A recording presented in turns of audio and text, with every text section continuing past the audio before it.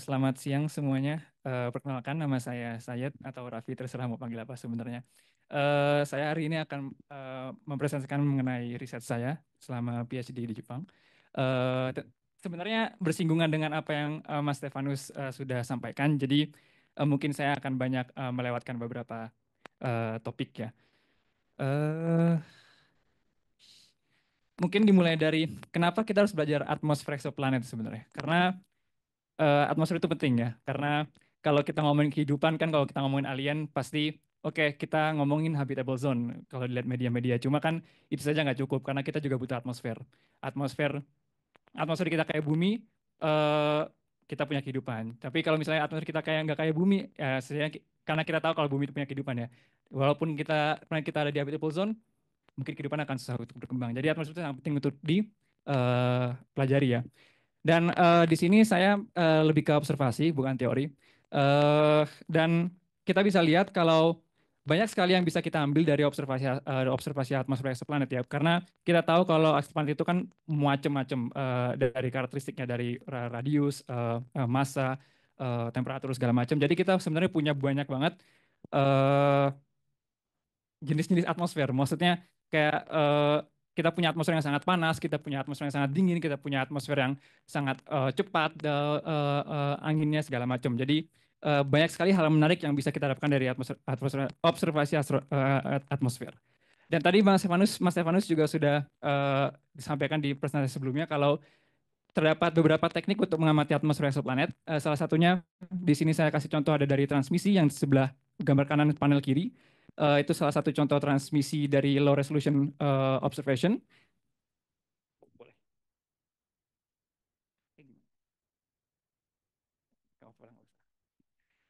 Dan yang sebelah kanan itu dari emisi dan kita bisa lihat itu different plot itu shows different planets dan kita bisa lihat kalau banyak banget model atmosfer yang bisa kita cocokkan dan kita punya banyak banget jenis-jenis atmosfer yang bisa kita lihat. Dan tapi pekerjaan saya bukan mengenai resolution, tapi lebih ke high resolution. Tadi juga Mas Stefano sudah menyampaikan apa sih keuntungan high resolution dibanding dengan low resolution. Pertama, kita di high resolution bisa secara akurat mengidentifikasi apa sih yang ada di atmosfer itu. Karena spectral lines-nya kan banyak banget dan kita bisa gabungkan melalui cross korelasi. Dan kita bisa dapat sinyal yang cukup kuat statistically. Dan kita bisa ngomong kalau ternyata planet ini punya atmosfer dan apa sih yang ada di apa sih spesies molekul yang ada di situ gitu. Dan tapi masalahnya di high resolution itu sinyal planetnya itu sangat sangat sangat lemah. Jadi kalau misalnya kita lihat di panel yang sebelah kanan, itu di panel yang satu 2 ke 6 itu walaupun spektrum kita sudah bersih, maksudnya dari semua segala noise, dari segala kontaminasi seperti dari bintang ataupun dari telurik, dari atmosfer bumi, kita masih belum bisa lihat spektrum planetnya.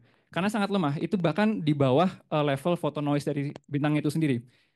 Jadi apa yang harus kita lakukan tadi yang seperti Mas Evan sudah jelaskan cross korelasi. Kita gabungkan semua spektral line yang ada di spektrum kita menjadi satu sinyal yang mana bisa ngeboost sinyal yang lemah tadi menjadi sinyal yang sangat kuat. Jadi kalau misalnya kita punya GIF-nya mungkin seperti ini. Jadi kita punya banyak observasi di berbagai waktu, berbagai epoch. Lalu kita cross korelasi antara data yang hitam dengan model yang biru dan kita bisa lihat dibanding sama noise-nya, modelnya sangat kecil amplitudenya, sangat-sangat kecil. Tapi kalau misalnya kita cross korelasi, kita bakal bisa ngelihat peak dari cross korelasinya itu. Dan karena kita punya banyak sekali observasi, enggak, ya maksudnya kalau misalnya kita multi epoch observation, kita bisa gabungkan semua observasi itu menjadi satu sinyal, the total sum CCF, dan kita bisa lihat kalau sinyal itu boosted. Dan kalau misalnya kita lihat sinyal seperti itu, maka kita menemukan sesuatu di atmosfernya. Jadi kalau misalnya kita bangun cross correlation map-nya, kita bisa lihat kita punya sinyal di tengah di sekitar velocity 0 km per second, 0 km per second. Dan tadi juga Mas Stefano sudah menyampaikan,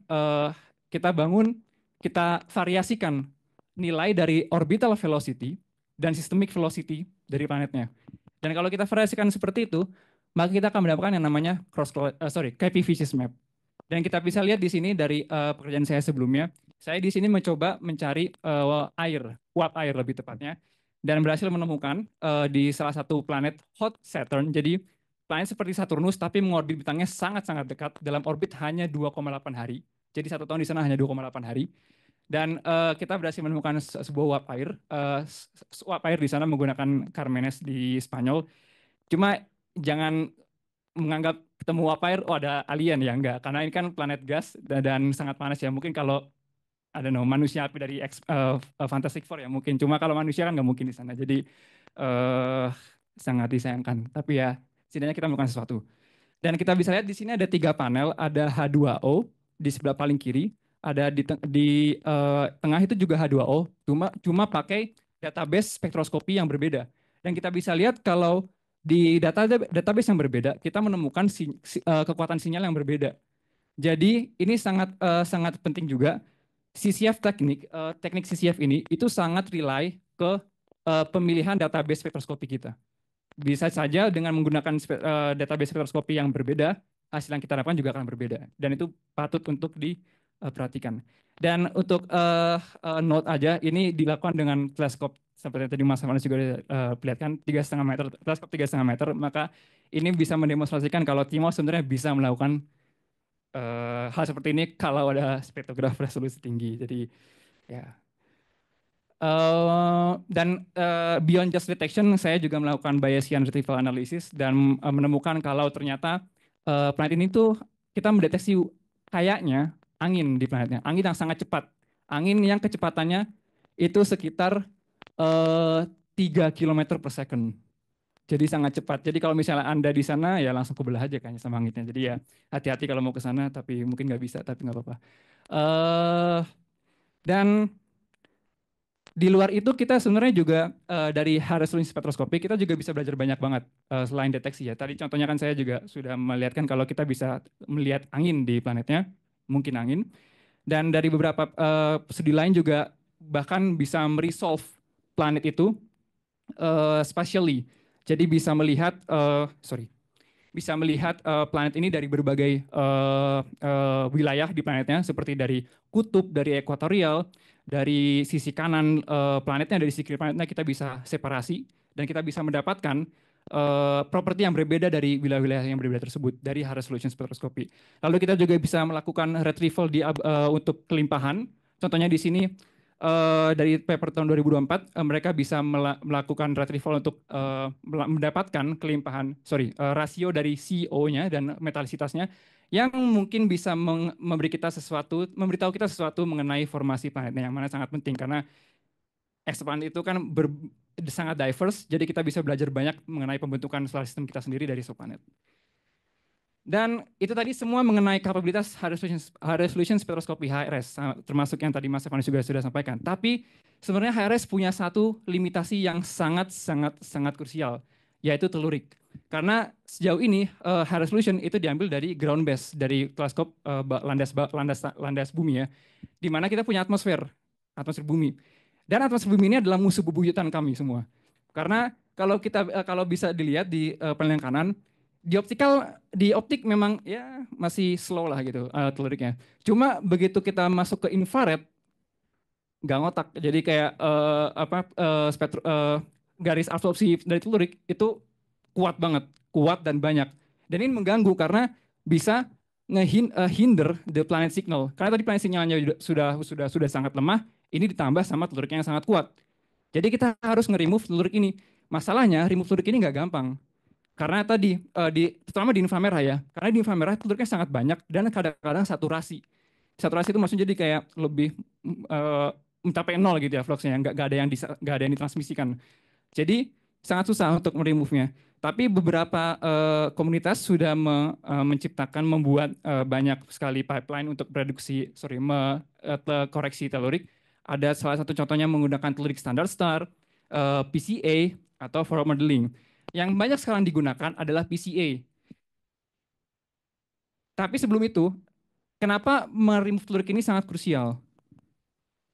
Pertama karena tanpa kita meremove telurik secara akurat, kita bisa mendapatkan uh, bias result. Jadi kalau misalnya kita melakukan retrieval analysis di data kita, tapi kita nggak nge-remove, nggak menghilangkan telurik ini secara akurat, maka kita bisa mendapatkan hasil yang sangat bias. Contohnya di sini kita bisa bahkan melihat distribusi posterior yang sangat berbeda antara data yang di remove teluriknya secara perfect dan yang enggak. Dan itu bisa bahaya karena bisa telling us something that is wrong.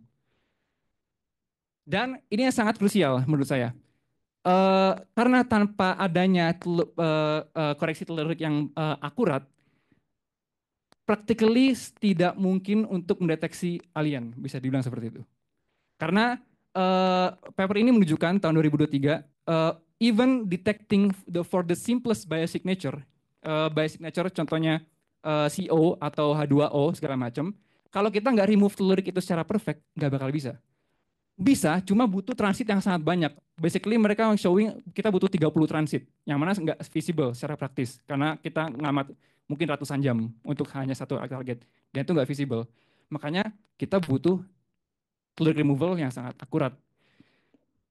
Dan sejauh ini PCA sebenarnya akurat, karena di sini PCA kita punya time series observation, lalu kita feed teluriknya, hilang teluriknya, gampang.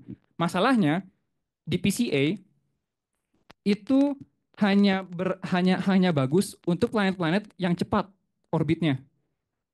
Dengan kata lain, planet itu dekat dengan bintangnya. Karena semakin dekat dengan bintangnya, maka planet itu akan bergerak lebih cepat dari hukum Kepler.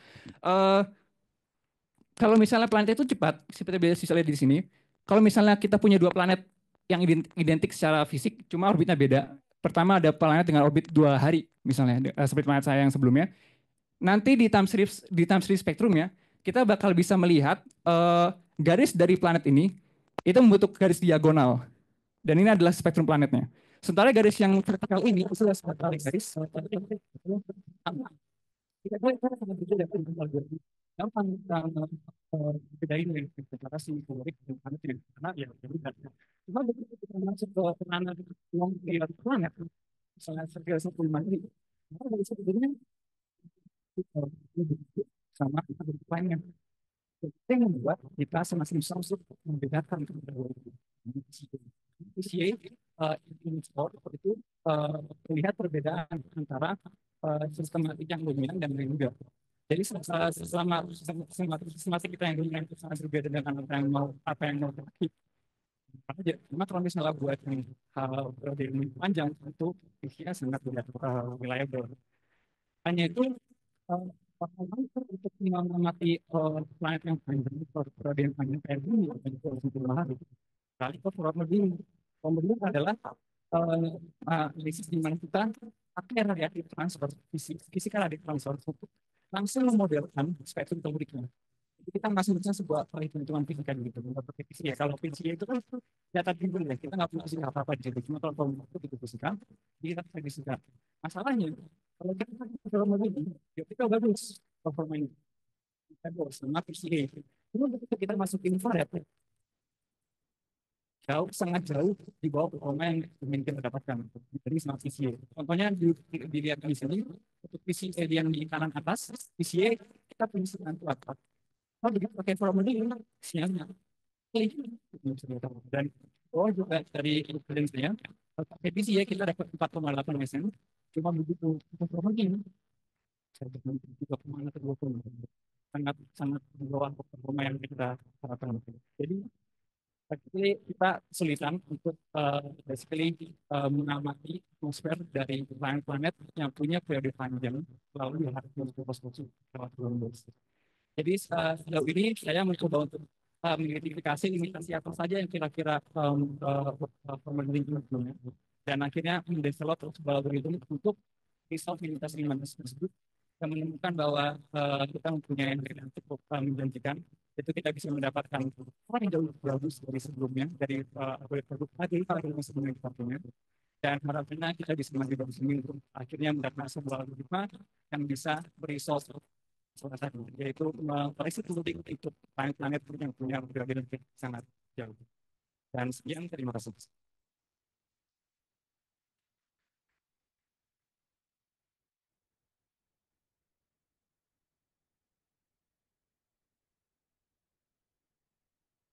Satu pertanyaan. Oke, satu pertanyaan.